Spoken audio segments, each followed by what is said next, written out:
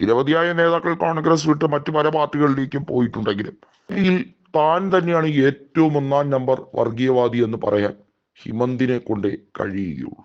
മറ്റു പല നേതാക്കളെയും നാണിപ്പിക്കുന്ന രീതിയിലുള്ള പരാമർശങ്ങൾ നടത്തി ഹിമന്ത ബിശ്വ ശർമ്മ കുപ്രസിദ്ധി ആർജിച്ചിരിക്കുന്നു എന്ന് തന്നെ പറയേണ്ടി വരും.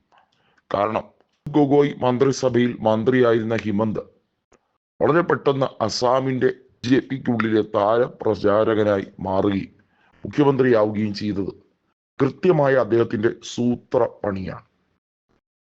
കുടില ബുദ്ധി ഏറ്റവും അധികം നന്നായി പ്രയോഗിക്കാൻ ഹിമന്തിനെ കൊണ്ടേ കഴിയുകയുള്ളൂ എന്ന് വ്യക്തമായി BJPക്ക് അറിയാം. പക്ഷേ ഗൗരവ് ഗൊഗോയ് വിട്ടുകൊടുക്കാതെ സംസ്ഥാന ഭരണം തിരികെ പിടിക്കാൻ വേണ്ടിയുള്ള പെടാപ്പാച്ചിലാണ്.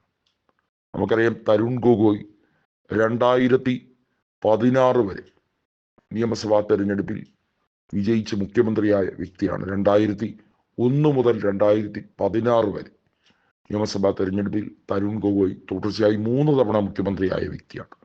തരുൺ ഗൊഗോയെ ഏറ്റവും മോശമായ പരാമർശം നടത്തി കോൺഗ്രസ് വിട്ട ഹിമന്ത ബിശ്വാസിനെ പാഠം പഠിപ്പിക്കുക എന്ന പുത്രധർമ്മം കൂടി മകനായ ഗൗരവ് ഗൊഗോയ്ക്ക് ഉണ്ട്.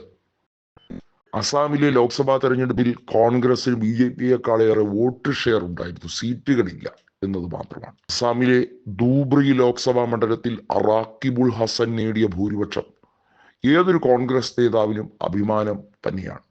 10,12,000 വോട്ടുകളുടെ മൃഗീയ ഭൂരിപക്ഷത്തിലാണ് റാക്കിബുൾ ഹസൻ വിജയിച്ചു കയറിയത്. വാസ്തവത്തിൽ BJPയെ ഏറ്റവും അധികം ഞെട്ടിക്കുന്നത് അവർ ഇഷ്ടപ്പെടാത്ത, അവർ ന്യൂനപക്ഷങ്ങളെ എന്നും വെറുപ്പോടെ മാത്രം കണ്ട് വർഗീയത പരത്തുന്നവരാണ്. അവർ അസാമിൽ അവരുടെ തീവ്ര വർഗീയവാദിയായ ഹിമന്ത ബിശ്വാസ് ഉണ്ടായിട്ടും ഇത്രയും വലിയ മിന്നുന്ന ഒരു ഭൂരിപക്ഷം റാക്കിബുൾ ഹസനും അതുപോലെ തന്നെ ഗൗരവ് ഗൊഗോയ് തന്റെ ജോർഹാത്ത് മണ്ഡലത്തിലെ ഭൂരിപക്ഷം ഉയർത്തുകയൊക്കെ ചെയ്യുന്നത് അവരെ സംബന്ധിച്ചിടത്തോളം ചിന്തിക്കാൻ പോലും കഴിയാത്ത ഒരു വിഷയമാണ്. തീർച്ചയായും ഒരു വലിയ മുന്നേറ്റം അവിടെ ഗൗരവ് ഗൊഗോയുടെ നേതൃത്വത്തിൽ ജോഡോ യാത്രയുടെ ഒരു പരിവേഷം തന്നെ നടത്താൻ ഒരുങ്ങുകയാണ്. അസാമിൽ മഹായാത്ര സംഘടിപ്പിക്കുകയാണ് ഗൗരവ് ഗൊഗോയ്. 2026 നിയമസഭാ തെരഞ്ഞെടുപ്പിൽ അധികാരത്തിലേക്ക് തിരിച്ചെത്താൻ കേവലം 1 വർഷം മാത്രം ബാക്കി നിൽക്കുന്ന അസാമിലെ നിയമസഭാ തെരഞ്ഞെടുപ്പ് പ്രഖ്യാപിക്കുന്ന വേളയിൽ 64 സീറ്റുകൾ കേവല ഭൂരിപക്ഷം ആവശ്യമുള്ള അസാമിൽ മിഷൻ 64 എന്ന രീതിയിൽ തന്നെ എല്ലാ ജില്ലകളും പിടിച്ചടക്കാൻ വേണ്ടിയുള്ള തീവ്രമായ പ്രചരണവുമായി എത്തുകയാണ് ഗൗരവ് ഗൊഗോയ്.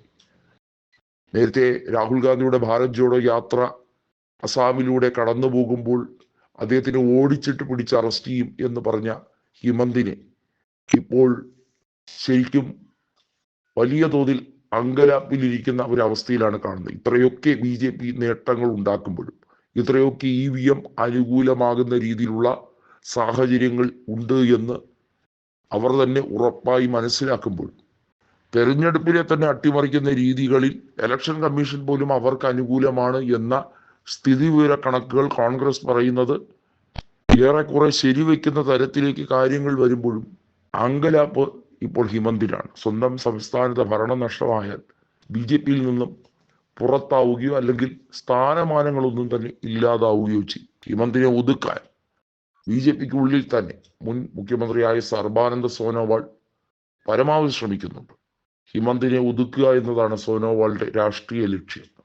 വീണ്ടും അസാമിന്റെ മുഖ്യമന്ത്രി സ്ഥാനത്തേക്ക് സർബാനന്ദ സോനോവാൾ അടിപിടി കൂടുമ്പോൾ ഹിമന്തിന് കാര്യങ്ങൾ എളുപ്പമാവില്ല.